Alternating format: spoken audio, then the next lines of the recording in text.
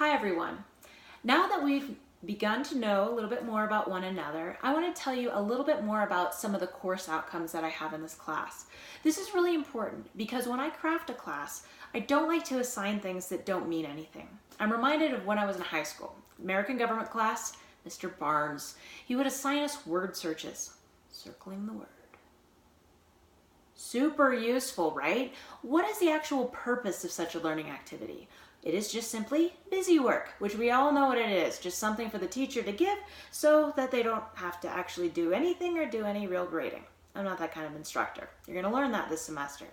One of the most important things to me is that you guys learn the tools that you need in order to actually enter into your field prepared.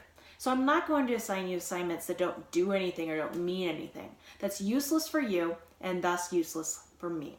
So every single assignment that you have in this course is tailored to make sure that it addresses our course outcomes.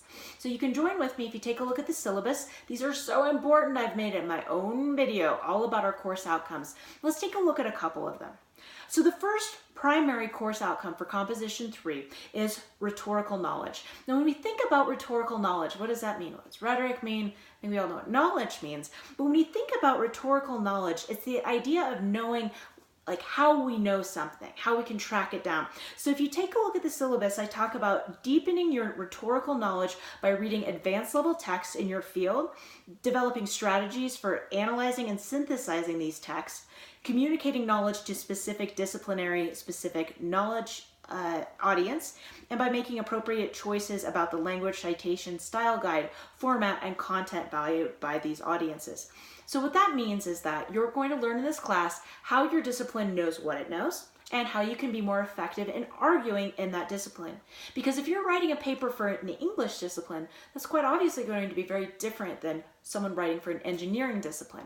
So we're going to make sure to learn the specific tricks, tips, even specific language type of things like what verb choice to use, that type of thing, to make sure that you are sounding appropriate to your discipline. Number 2, the second course outcome is experience in the writing and research process. This one seems pretty obvious. It's a writing class, composition, thus we will be composing. So you're going to be doing a lot of writing and researching in this course, but it'll be good for you. The only way we can get better at writing is writing. A lot of students will come to me and say, I'm nervous about this writing course. I don't want to take a writing course. I get that.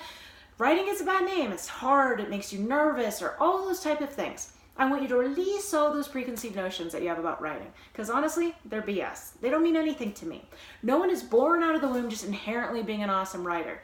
I'm not, you are not, no one is, not even some great writers that we have out there. So what's important is that we think about revising, practicing.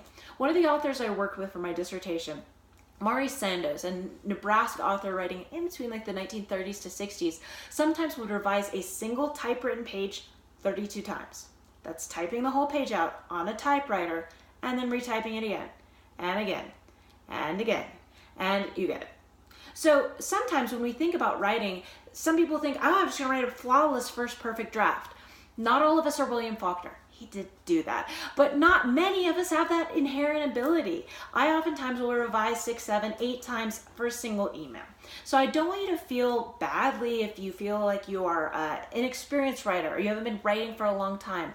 That's why I'm here. That's my job. I'm supposed to help make you a better writer. So through our process of writing, through multiple revisions, through peer review, through our practice in writing our cats and our roars and all the other various assignments, you're going to get better. There is no way you cannot get better in my course. And I assure you, if you have any difficulties, struggles, or questions, I'm willing to meet with you one-on-one about them.